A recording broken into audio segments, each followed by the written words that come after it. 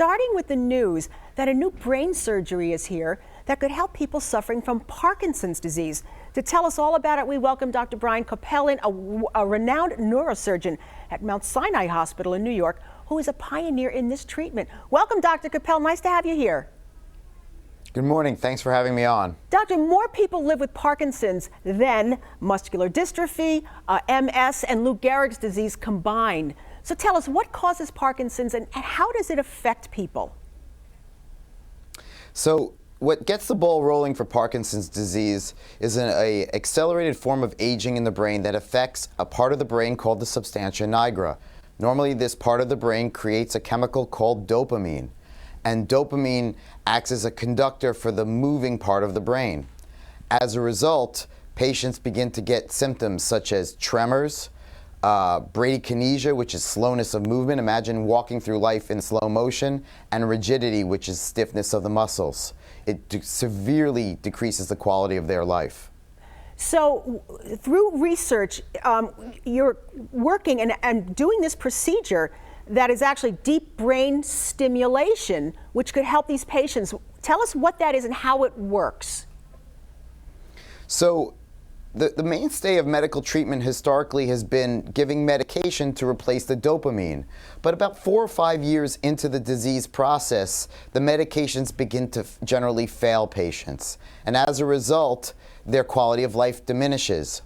What deep brain stimulation is a pacemaker for the brain.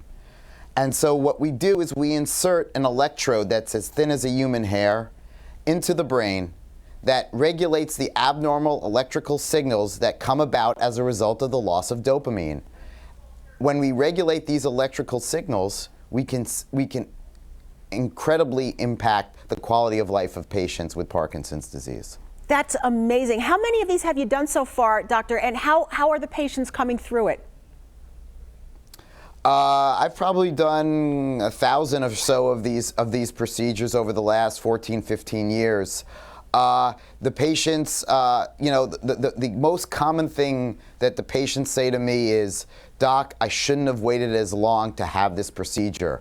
And that's the most heartbreaking thing, is that patients either don't learn about this till well advanced into their disease, or they allow the anxiety of the brain surgery itself to kind of dissuade them from having this life-changing procedure.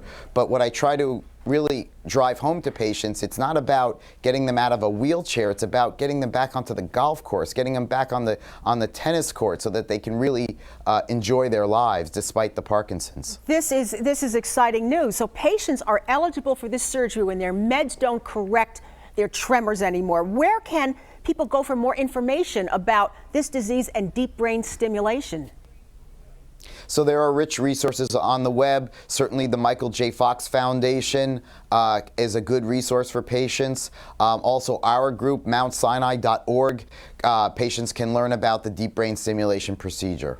Dr. Capellan, God bless you. Honest to God, it's incredible news. April, by the way, is National Parkinson's Month, a reminder that more than 1 million people live with this disease, and this is going to be able to help a lot of them. Well, I'll tell you, we're going to be talking a little bit about medicine, and now